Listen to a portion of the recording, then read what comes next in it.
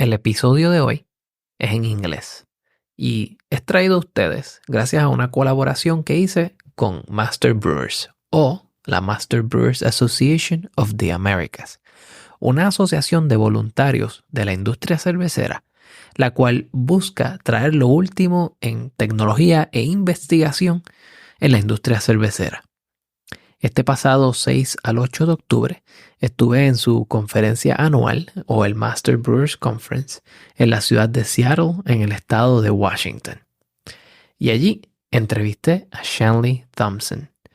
Shanleigh es una consultora de la industria quien tiene una fascinante historia que va desde la ciencia de alimentos hasta ventas y muchas otras cosas más que van a escuchar en esta entrevista. Y nos habla de su carrera y por qué ella asiste a estas conferencias. Espero que disfruten de este episodio.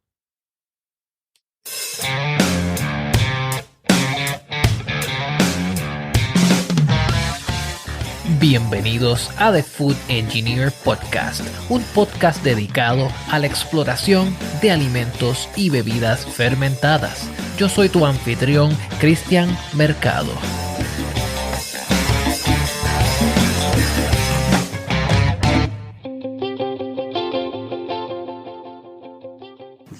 Well, welcome to another episode of the Food Engineer Podcast. Today we have with me Shanleigh Thomson. Shanleigh.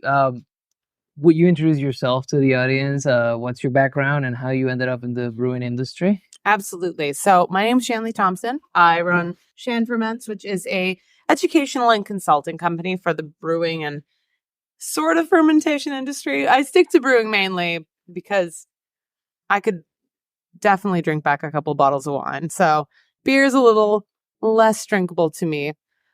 Just for that reason, I don't stick to wine and don't work with wine as much. So beer has been my passion since 2017, but I have been in the food science industry since 2008. So I did my degree at the University of Manitoba, particularly in food science and economics. And from there, went to the London School of Economics for economics in developmental studies. So basically working with up-and-coming communities in agriculture. So rural communities and how agricultural affects rural communities in economics. None of this really relates to beer, but from there, I went to Purdue University and was able to complete a master's of food science, focusing mainly on biochemistry, enzymology, working with Asian carp. So the proteins from Asian carp, and basically distilling those down into individual amino acids that would potentially have use. We didn't find much. And the world of amino acids is wide. Exactly. And we would use it for different applications for agriculture. So particularly disease resistance in citrus crops, because one of my professors, one of my mentors, worked in Florida, particularly with certain diseases that affected the watermelon and the citrus crops in Florida. So we were working with different proteins that would potentially help with that, because the Asian carp in the Wabash and Mississippi River are an invasive species. So trying to figure out what to do with them. Okay. Somehow, through all of this, I managed to get myself into a position at Diageo, making new products of Smirnoff and Smirnoff Ice. Okay. Right? Pretty big jump. Yeah, but so my baby, as I say, is the Smirnoff Peppermint Ice. So the one that looks like not Smirnoff Peppermint Ice, Peppermint Twist, pardon me. So the Smirnoff product that you can find here in the US and Canada that has the candy cane wrapper on it, that is scratch and sniff. Ridiculous product, but delicious. My brother, he says, in honor of me, every Christmas he drinks a whole bottle. I'm like, no, that's not in honor of anyone, honey. That's a dedicated brother. I have a good family. So from there, I decided to enroll in the UC Davis program, Master Brewers program. But at that time, it was a 2-year wait. So I worked for Diageo. I waited. I did some traveling after I stopped at Diageo. I'm not a corporate lady, let's be honest. And I was able to get into the 2017 program of UC Davis Master Brewers and Professional Brewers. And that really set me off into a completely new career trajectory, which was really wonderful and wholesome. As you probably understand and know, this industry is wholesome. Yeah. It's the word I would use. It's not always perfect, but people care for each other, especially brewers. They want everyone to succeed. They want the fellow person to succeed. I had never worked in an industry before where it wasn't competition. It was a sense of community. Right. There's a lot of collaboration. Exactly. So I was able to get a job in Washington. I'm Canadian. Again, I'm from Winnipeg, middle of nowhere. I always say it, the reference point, 8 hours north of Minneapolis, 4 hours north of Fargo. Right. Just to give you a sense. So basically, I wasn't going home. I didn't want to go home. California was an option. I applied to a couple QA positions at Ballast Point. This is before the takeover from Constellation Brands back in 2000, I believe, 18. I didn't necessarily want to stay in California, but Oregon and Washington were very interesting to me. Essentially, I just didn't want to have to pack up my things and drive further than 10 hours. And of course, you're in Northern California, so that kind of limits you. But I picked the Seattle area. I said, you know what? Let's try Seattle. I'm not a winter person. I don't want to go where there's winter. I also don't love the heat. I'm not a hot weather person. So I want something mild. All right. I'm fair weather. Exactly. And I'm okay with that. So Seattle was the place. I applied for a position. I got the position as a head brewer at a place out of a gas station an hour from Seattle. Interesting. Oh, man. Interesting is not even the start of it. I won't name the brewery, but it was hilarious. So the first day I started, I did the interview. It was great. First day I started, I jumped into, I got there. It was a 6 to 2 shift, right? So great. I'm there at 6. Everything's great. The cellar guy rolls up. The head brewer, the guy who's training me, is not there. So I'm like, okay, this is fine, whatever. It doesn't matter. But Corey, my cellar guy, he's like, don't worry, I got this. Okay. I'm like, okay, because it's locked. Like, the brewery's locked. 6 a.m. He jumps the fence into the backyard, breaks in to the brewery. Okay. Opens it from the inside. And I go, that seems really easy for you. He's like, oh, I've been to prison, honey. Don't worry. And I'm like, okay, so I guess I'm starting with you. Like, that's awesome. So, like, my head brewer rolls in, like, maybe 20, 30 minutes later. I'm like, that's great. So I've just been with this guy who also I found out is an electrician, not even a brewer. He doesn't even work there. He's just there for the free beer. So he cleans was kegs. Was he volunteering? No, he just cleaned kegs for free beer. That's Really? what he did. He was an electrician. He made his own money. Don't worry. And that was your first foray into brewing? First position, first day of working in beer. Nice. That brewery definitely went under. Could go up from there, yeah. You'd think. I then worked for another brewery here in the Seattle area. Much better. Small system. Actually had a really great time, but it was an hour and a half commute one way. I just got sick of it because I live downtown Seattle. It was out of the city. Honestly, some lovely people. Amazing beer. Just too much of a commute. They went under last year.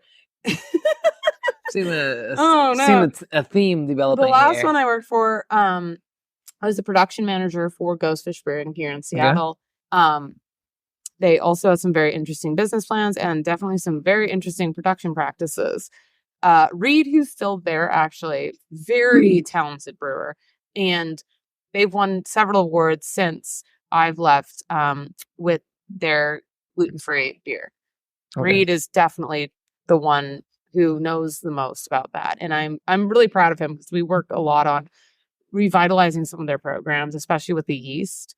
They were just pitching blocks of yeast when I showed up. Mm-hmm. So basically buying a new brick of yeast every single brew. Oh, wow. That's expensive. Yeah, really expensive. And they weren't using unitanks as unitanks. So they were transferring every single time. And it's like, no, a unit tank can be fermentation and conditioning. Mm-hmm.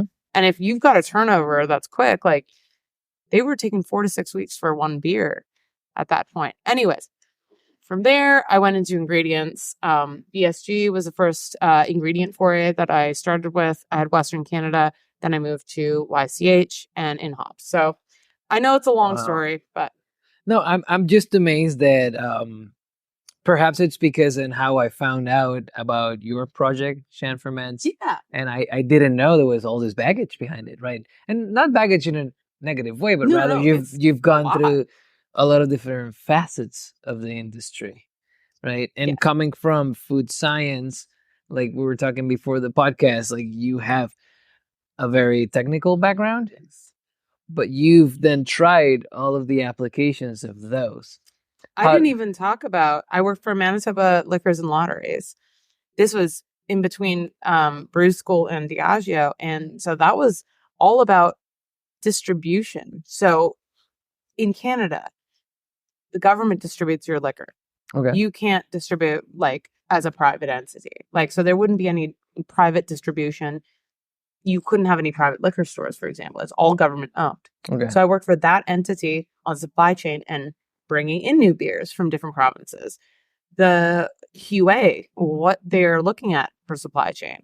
Because as a government, you think, well, it's a government, it's got a lot of rules, but it was the only part of the government that was for profit. Interesting. So I was there to reduce costs, essentially. That was just my last little bit. You're right. I've been all over the industry. Technical is where my heart lies, though. Sales, I understand, and I think it really plays a part in technical that no one really talks about. Mm-hmm. You know what I'm saying? Yeah, certainly.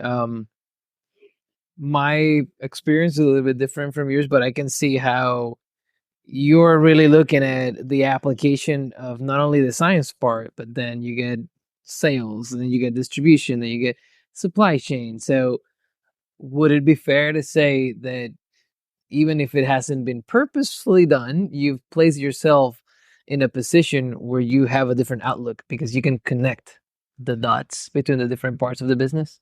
I would say I try. I would say I'm not perfect, and I can't say I'm an expert on everything. I think my strongest suit is technical.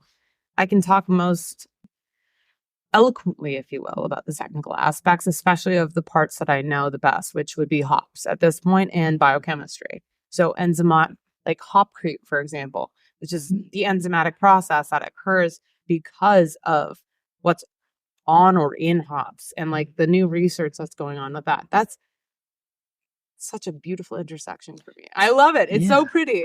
Let's talk about that. Yeah. So let's say that 2 to 3 years ago, when the term hop creep, which might be older, but when the term hop creep was in vogue, there was a lack of understanding of what is causing it. And there was also a lot of talk about how the yeast was involved in the process. Totally. And now we know a little bit different. Yes. Right? What are some of the things that have surprised you the most after you've learned what's come out from the technical side and the application side? Absolutely. I mean, let's start with, the technical side. To me, there are so many different avenues that we can take a look at and what researchers have looked at as far as hop creep goes. What is fascinating to me is that despite some of these advances in hop creep information, not all the brewers have this information. It's still at a very academic level. What I found in this industry is that there's tiers, right? And I'm sure you can corroborate with this. There are tiers of information, right? Here at the MBAA, we're at the forefront, which is why I love this conference. This is my favorite conference. As much as CBC, to me, CBC is a party. I love it. Right. It's so much fun. They're very different. Very different. But here we're getting the ground level. We're getting the best information. We're getting the newest information to brewers that really want this information. But not a lot of this new technology gets disseminated amongst the average brewer. Right. So some of this information may or may not be given to everyone. Right. And it'll take a couple of years for it to get widely spread to different brewers. And so when we talk about hop creep, I'm 100% certain there are certain brewers that are amazing brewers that don't know about hop creep. I would guarantee you. And you'd be surprised at who those are, because they might be very, very good brewers, but they just don't have the access to knowledge like that, or they're not looking at academic papers. They don't necessarily get that information for whatever reason. It's access to knowledge that actually is quite a barrier to a lot of people. That could be the difference between a great brew or a good brew and a great brew. You know what I'm saying? Like, or a beer that doesn't stay well for a long time, like bottle bombs or can bombs. So to me, hop creep is a fascinating illustration of a barrier to information amongst brewers. There are a lot of people that understand it exceptionally. There are a lot of people that don't know anything about it. And they might have been in the industry at the exact same time and for the exact same length of time. They might be essentially the same brewers, but the access to information could be completely different. So hop creep to me is a great example of there's information out there. There's new research out there. We don't completely understand it, but some people don't even know about it yet. Right. I like that you mentioned the difference between the associations. And I like to make a point out of that in a constructive manner, right? Yeah, of course. We have associations that are for individuals, like MBAA, and we have organizations that are for companies as a whole, more like lobbying efforts. Of course. If you were to talk to someone that is starting out, how would you perhaps counsel them to go about it? It depends on where they are in the industry. If you're a brewer, CBC. Actually, if I'm being honest with you, GABF. That was my first event in the beer industry, and I was solo. I wasn't even with the brewery. I just showed up. And I was able to meet so many people in my own industry in a manner that was not... What's the word I'm looking for? It wasn't intimidating. Okay. Because it's GABF. It's a consumer-focused event, right? Right. So the brewers that are there, the owners that are there, are not necessarily there to be catering to their peers. They don't necessarily expect fellow brewers to be there. So I was lucky enough to be taken on the wing of Beer Paper LA, the editor of Beer Paper LA, Dan Drennan, incredible individual, also 6'1", so easy to spot. And he's like, "You are lost." And I said, "I am so lost." And he's like, "I'm going to help you." And that's literally what he said. And he's like, "Here's the people that you need to know right now." Okay. And that's Maui Brewing's owner, Garrett Marrero, dear friend of mine, because of interactions like that. If you're starting out in the industry, I would say the best thing to do, network like crazy. So CBC, GABF, events where there's tons of people, everyone's just there for a good time. Honestly, like I met like David Walker from Firestone Walker at GABF because he's the one serving the beer. He was this year as well. That's crazy. Isn't that wild? Yes. But you go up to him and you're like, "I'm a new brewer." And he goes, "Yes, you are. I'm proud of you." Do you understand the kind of like light that creates in anyone? Like David Walker doesn't know you from Hillbillies. I guarantee you if I walked up to him and be like, "You said this 8 years ago," he'd be like, "Oh, no idea who you are." Right. Which is fine. But in that moment as a new brewer where it matters, those kind of interactions absolutely are crucial. So as a new brewer, I would say CBC, GABF, where you can interact with some people that have high influence. Go meet as many people as you can. If you're an idiot, they won't remember you. It doesn't matter. Like everyone's there for a good time. This is a networking industry. It is. It is. I mean, look how we met. Yeah. It's a networking industry. You have to just meet people. It's annoying when you do. Well, I think, and I know you haven't asked me for my opinion. Yes. But no, I want your opinion. each one of them has like a different flavor of networking. Yes. So perhaps you network here with a different set of people. This is the advance. Yes.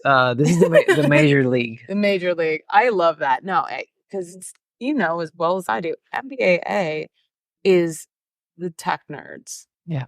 We're here because we want to learn, which is a different vibe, you Mhm. know, and it is more intimidating. Honestly, even for me, like you're going to meet people that have created some of the most important elements of brewing, Yeah. the newest techniques, the newest research. People paid a lot of money, not only to be here, but to talk to people and talk about what they're researching. That's cannot be understated. Mhm. And so for me, it's intimidating because it's like there are people here that I get nervous talking to. Oh, certainly. Yeah. Actually, let me ask you something. Who have you met here that you've gotten starstruck? Definitely not me, but Man, it's been a while, but like honestly, I still get starstruck by like some of the big breweries, like Mhm. anyone from the Sierra Nevada. If I see Vinny from Russian River, I still get nervous. yes. I'm not gonna lie, I get nervous. Like I've met him so many times. Like, such a sweetheart. Him and Natalie. And we're talking about Vinny Chilaruso from Russian River and Natalie, and I get nervous. Like Yeah. with those kind of people, I get really nervous. And the funny thing is, I interact with people that are their peers, people who work with them, like daily or monthly, you know, part of the hop quality group, you know, Mhm. they're friends of mine. And it still makes me so nervous. I'm like, hi, Vinny, it's so nice to see you. It's like, that makes me nervous. Like, Yeah. they created the industry. Like, Mhm. no doubt in my mind, they created this hypeness that really has done wonders for this industry and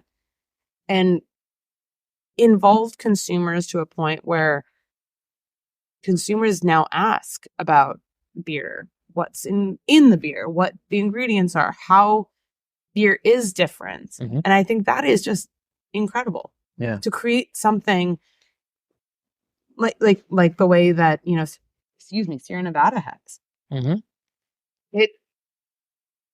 They've done such an incredible job for the industry that I don't even know that they know the impact. Yeah. As a note to that, or as a footnote, Yeah. on my first conference, I met Vinny. Oh my gosh. And yeah, it was a starstruck But moment. he's so sweet. Yes. He's the nicest man. Yeah, Like, he even told me on that day that he was looking for someone to fill that position if I wanted to just move to California. I'm like, wow. Yeah. I can't, but thank you. I know. Like, that's just it. People like Vinny, people like, I met Dressler, who was the first official brewmaster of Sierra Nevada. Okay. So this is back in the 80s.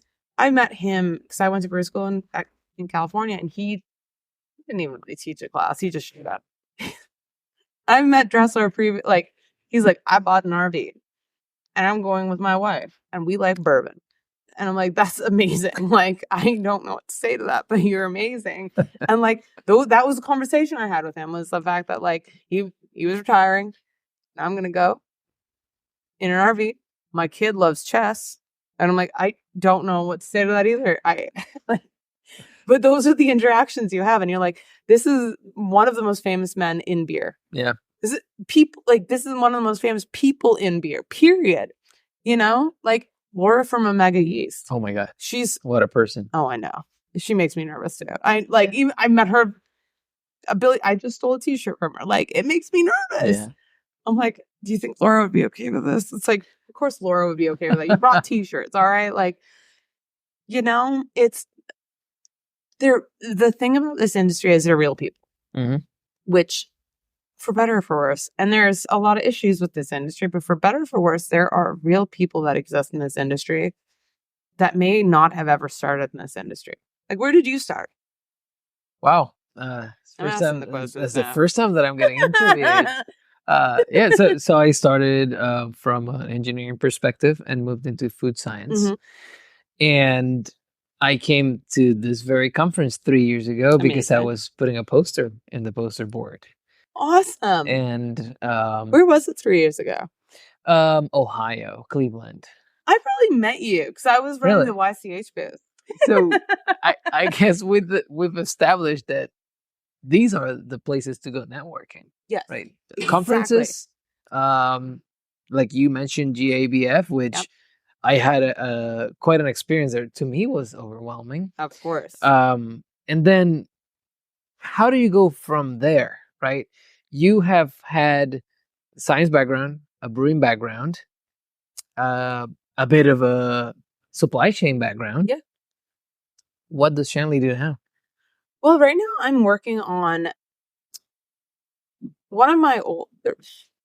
Let me not get into it, but I'm no longer with the last company because of some issues with a previous supervisor. But one of the things that they said to me was, well, you're just trying to be an influencer, which by no means am I ever trying to be an influencer because they work way harder than I do.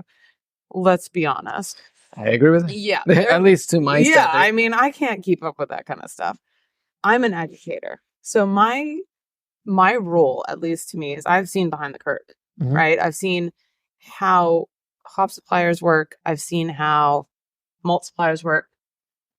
What I am attempting to do right now is be a resource for the industry. So exactly what we talked about, taking what we're learning here at the MBAA or I Google Scholar pretty much daily at this point, Mhm. looking at new articles that have relevancy in the industry and saying, how can I distill this down to be helpful?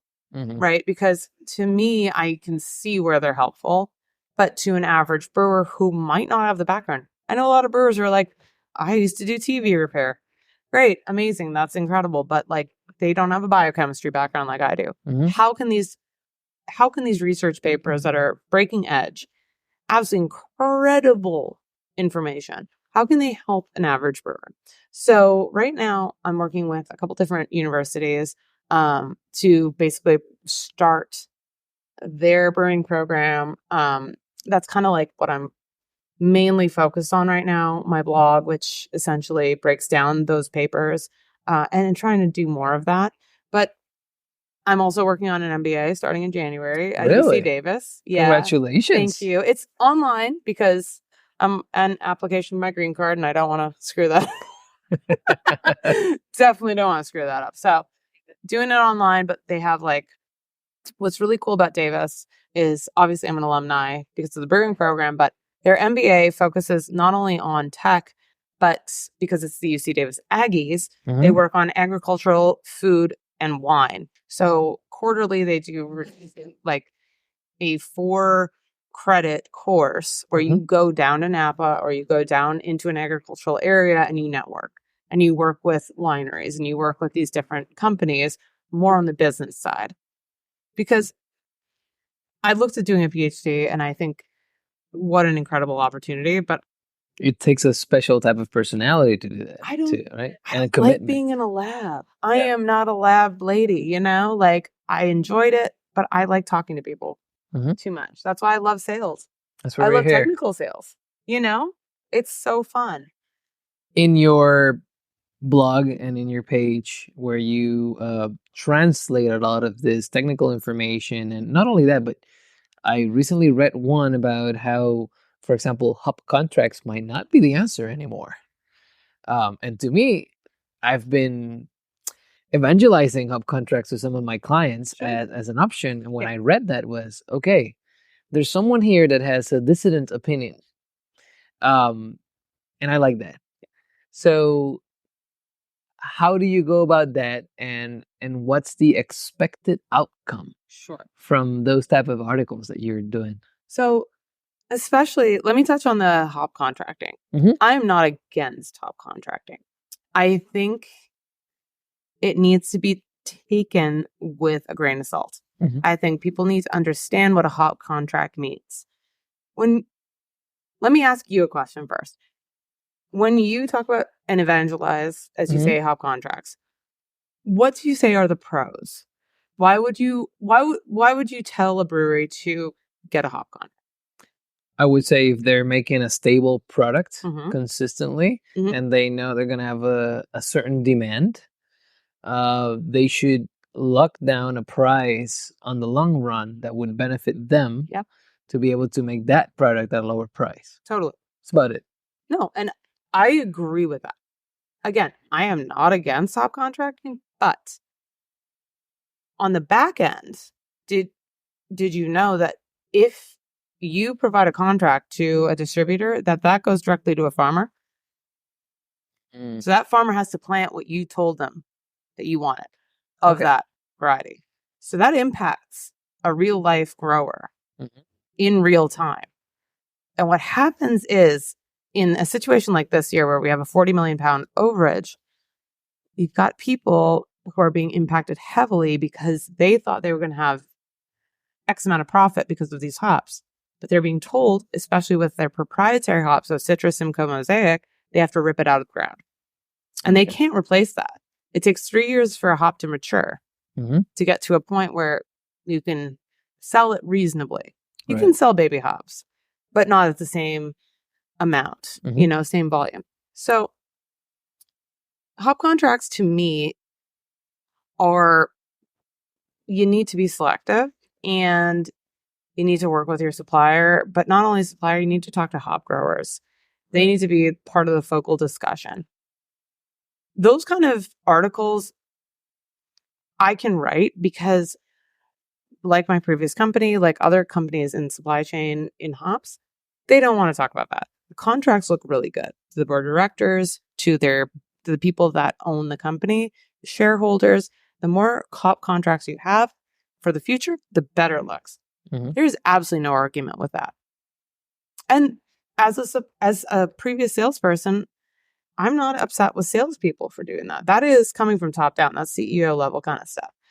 And so understanding how it not only impacts the brewer, but understanding how it impacts a farmer at the back end. Mhm. Like one of my favorite hop growers I saw last week, he had to cut out 25% of his hop crop. Wow. He only has 80 acres. He doesn't have a big hop crop. That's a small amount. It's 22 acres. That's a lot. Yeah. So 25% of that, he's now gone from 80 to about 50, Mhm. like 50 acres. That's a huge proportion of his profits for the year. Huge. Mhm. And he can't grow anything else there for the next 3 years. Right. So when you look at contracting, and again, it does provide a blueprint for farmers, and I think it's super important, especially for larger companies. Mhm. You have to take into account that when you change that, it does impact someone on the back end substantially. But not even the salespeople really talk about that either, because it looks good. Right. Get a big contract. We'll deal with it later. Of course. So I would say that you're now bringing a perspective that sheds light into the different tiers of a contract, Mhm. into the impact that it can have to a real person at the end of the day. That it's not just you and the supplier, it's also the person that is there. It's like a know your farmer type of Exactly. deal, right? Exactly. And that's why people like CLS Farms, so Eldorado Zappa, they and Virgil Lamash, who are in charge, own the brand of Amarillo, Mhm. they are very involved in their own research and do direct sales or work with farmers directly. So they don't necessarily go with the distributors on their direct involvement, which I think is important. I think talking to farmers and whatever they decide or whatever they want to say is really who you should be listening to in the end. Mhm. I, as a previous salesperson, I'm impacting a farmer when I sell a product, and that included malt too. Mhm. I'm impacting a barley farmer. I'm impacting a farmer on the back end, especially at my last job with hops. I think that's lost in translation a lot of times. And not a lot of brewers really can acknowledge that they are impacting a person. But not only that, this year, especially with the economic situation that we're in with the $4 million overage, you have to acknowledge that that actually impacts not just the hop supply chain, beer supply chain, but that impacts everyone, Right. all the agricultural supply chains, because those 25%, those acres that have been ripped out, over 5,000 acres in Yakima, or predominantly Yakima, Washington, Idaho, and Oregon, could have been fruit trees, Could have been could have been wine. apples, could have been anything else. And that's the problem, is that when you have proprietary hops, and I'm not against proprietary hops, I think there's a time and place for Citra Mosaic. I think Mhm. there needs to be proprietary hops because they have a lot of support from their owners, right? Right. There should be proprietary hops. But problem is that a farmer will sign a 5-year contract with the intention of growing 5 years, 80 acres of those hops, and they have absolutely no control over it. Right. They can be told at any time, actually, we don't want any of your hops. Rip the whole thing out of the ground. And that farmer has used valuable land, valuable nitrogen that could have been used for something else. Mhm. Because hops can grow anywhere, but the best hops grow on some of those premier lands. Mhm. You make me think about this previous interview that I did. Can't recall the episode right now, but we interviewed Losa Farms. Yeah. Oh, you interviewed Loza? Yes, Did you they're interview amazing. Junior? I did. I love Junior. Junior alongside Oh. Peter Yes. from YCH, Yes. and one of the Pete's, yeah. Pete Venegas? Yes. Ah, I love Pete. He's here. He is? Yeah, I haven't seen Petey. him. Oh, So yeah. I no, he's around. I gotta love go him. meet him. Oh, he's the best. So one of 10 the out of things that I learned from them, and it's ingrained in me when Junior said, when you support our farm, you gotta know that from every dollar that you give us, 90 something cents of that dollar goes to equipment. Yep. To manufacturing, to processes. Yeah. It doesn't go to my fridge to buy beer. It doesn't No. grow. No, it goes to. Exactly. And if there's an overage, he's just gonna get a new truck or repair his old truck. Exactly. And Pete Venegas, I have to say, is one of the most intelligent people in this industry. I think Pete is incredibly level-handed as a human being. Yeah. Because he works for a supplier and a distributor, but he doesn't work for them. He works with the growers. So he knows exactly the impact that the company he works for is having. Mhm. So he is incredibly level-handed. And I respect the hell out of Pete.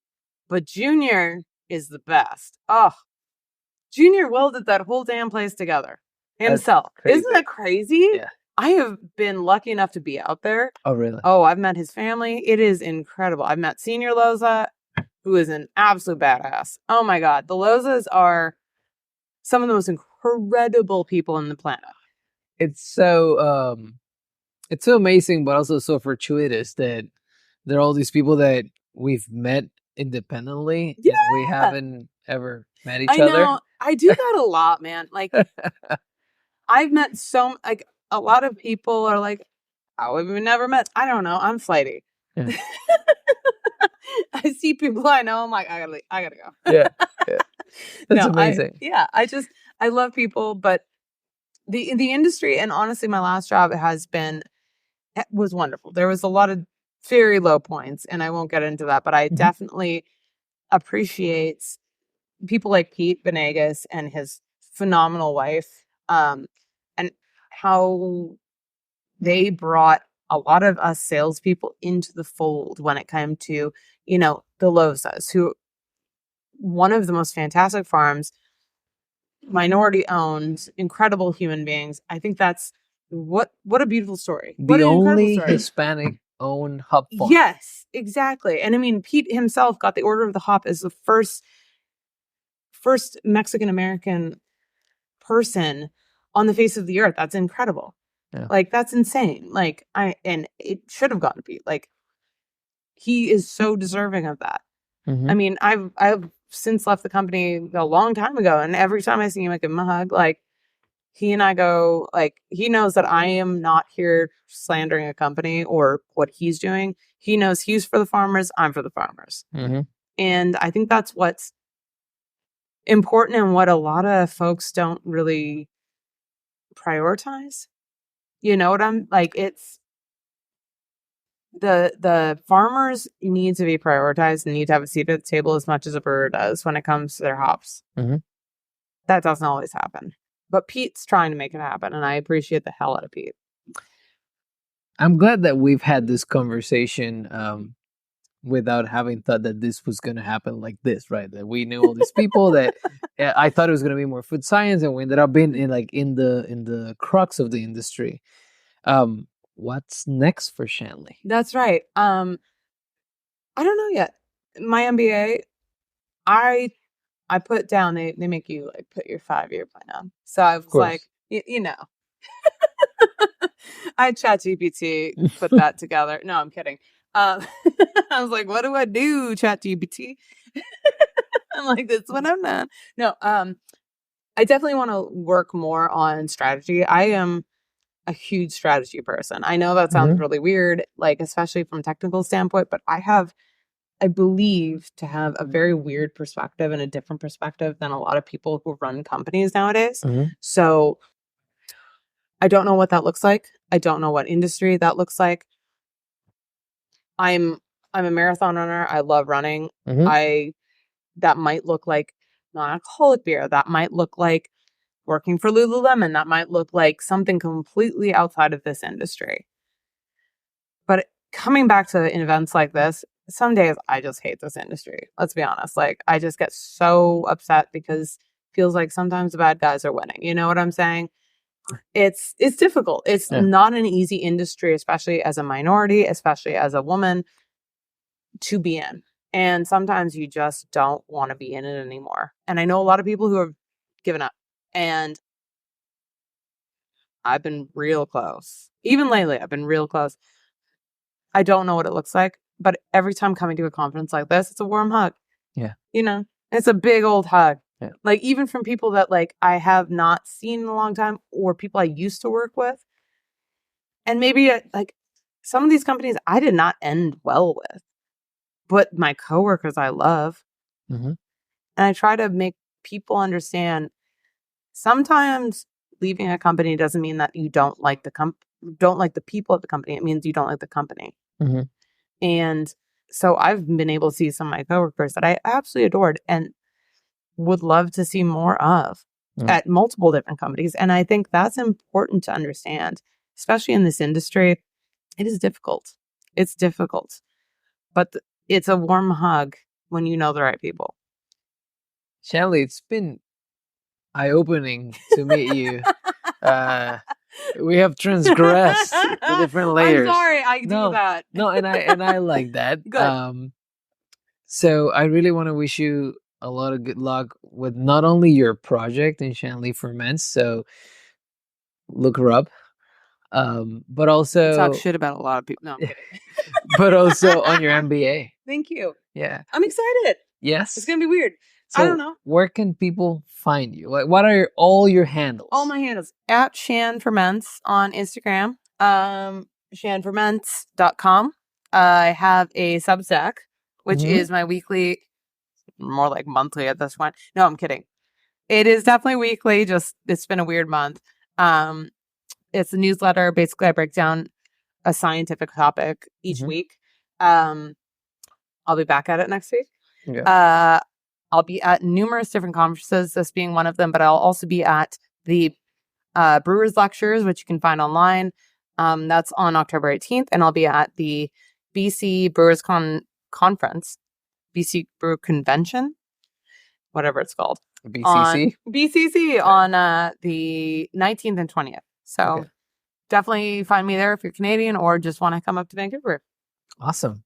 Thanks for making time for this. I know it's been a pretty hectic conference overall, but I can't imagine you're still standing, man. It's I'm here. tiring. I'm here. This has been the source of it all. So cheers. Cheers. Thank you so much. Oh, thank you.